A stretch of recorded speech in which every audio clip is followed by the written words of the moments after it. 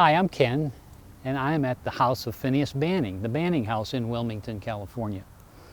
In its day, this area, you couldn't tell by now, but in this area, this was a huge ranch, a farm. They had cows and chickens and pigs and horses. They had horses. In that time frame, they had a lot of blacksmiths working here. And the blacksmiths were the mechanics of the day. They were the ones who would fix and repair the wagons and any of the utensils that were broken. They were the mechanics. They would shoe the horses. They would shoe the mules. There were a lot of mules here in those days. So a mule shoe is a little bit longer in shape than a horseshoe. They're a little bit of a different animal, but they get nailed onto the hoof of an animal the same way. And it doesn't hurt the animals. When you nail it in, it's like your fingernails.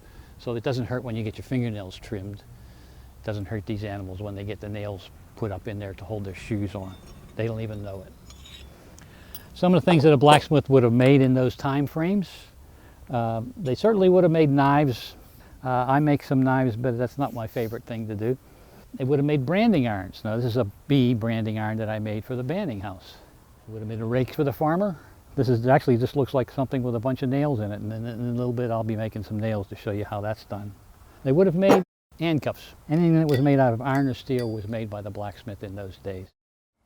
So this is a blacksmith shop. This would actually be a portable blacksmith shop. Blacksmiths back in the days would set up a shop on wheels so that they could take it to their customers.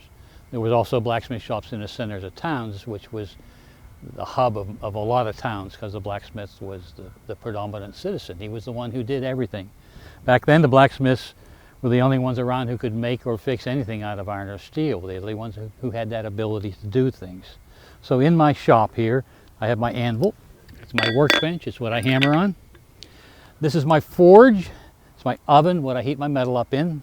We burn coal here. So let's talk about this piece of coal. I grew up in Pennsylvania. In Pennsylvania, we have coal mines everywhere. So we mined the coal. We would dig it up out of the ground.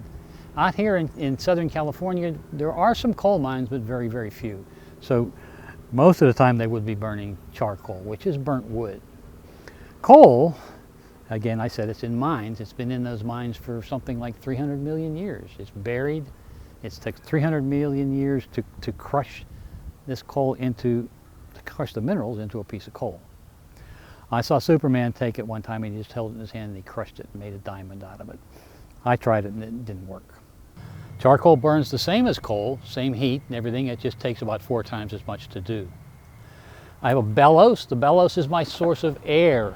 So there's some holes in the bottom of the bellows that suck air up into this big bag, and it pushes that air through this little hose into the fire. That air going into the fire is what gets the fire hot. So if I didn't push air into the fire wouldn't get hot enough to heat the metal up.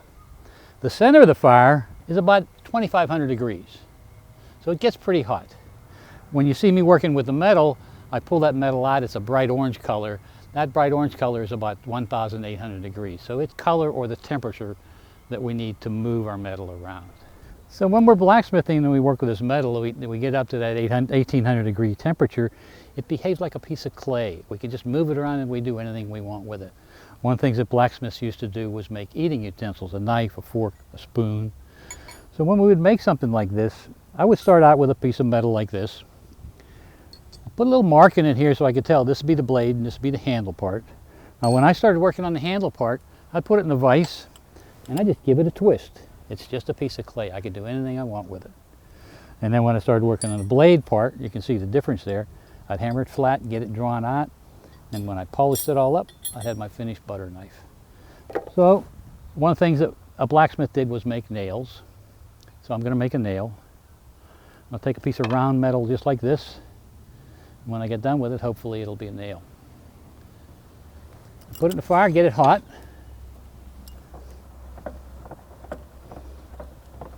So when I'm tending this fire, I have to keep pushing air into the fire just to keep it going.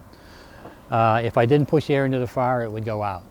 Now, back in the day, we had apprentices doing that. The apprentice would be a boy, probably about 10 years old, and he would volunteer his time to learn how to be a blacksmith, but during that time he was working. He would be the one to tend to the fire. He would be the one in a shop. He would be the one that would build the fire in the morning for the blacksmith before the blacksmith even got in there. He would be sleeping in the blacksmith. That was his home. He may be able to see his family on Sundays, but the rest of the week he was working. He would work the whole day with the blacksmith shop. He would learn how to hammer the nails, how to make things out of metal. It might take him 6-7 years to finish his apprenticeship before he could go into what they call the journeymanship.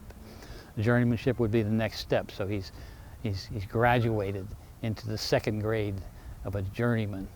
And then maybe another 5 years as a journeyman he would have to spend before he was qualified to be considered a master blacksmith. So it took a long time to learn that whole process. It wasn't an easy task. And I don't have an apprentice, so I have to keep my fire going here. Now, back in the old days, girls weren't allowed to be apprentices. They were not even considered to be an apprentice. It was only offered to the boys. In today's world, girls can do anything. I know some of the best blacksmiths I know today are women who can out-hammer me.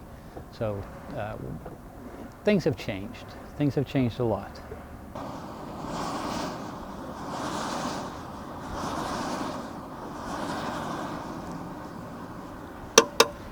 So that's about 1800 degrees. I'm just going to draw it out to a point.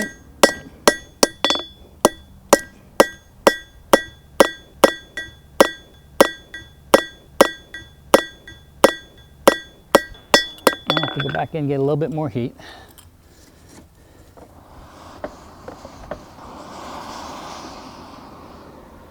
Try this again.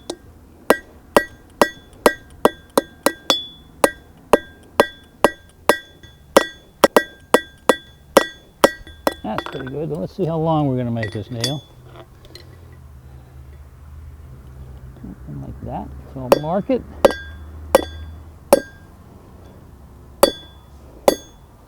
I need more heat.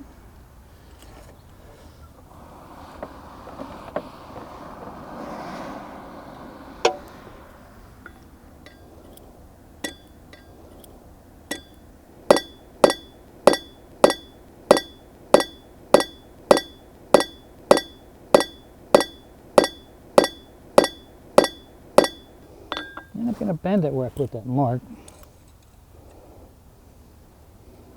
And there's my nail. Get it hot again.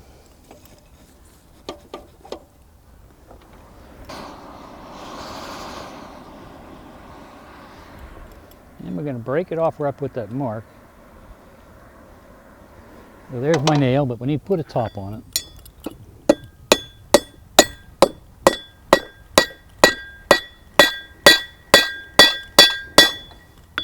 Cool it down.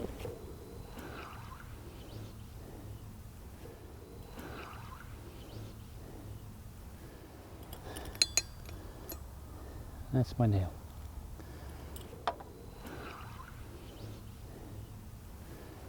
So let's talk about these nails that I just made. It took me, what, 3-4 minutes to make a nail? Can you imagine how long it would take to make enough nails to build a house? Back in those days, there was no Lowe's or Home Depot to shop in. If you wanted something made, you had to go to the blacksmith shop, ask him to make it for you, and if he had time, he could do it. Who knows how long it would take him to do that, but you couldn't just go in there and buy things off the shelf, is what I'm trying to get to. Everything was handmade, custom made, and it all took a lot of time.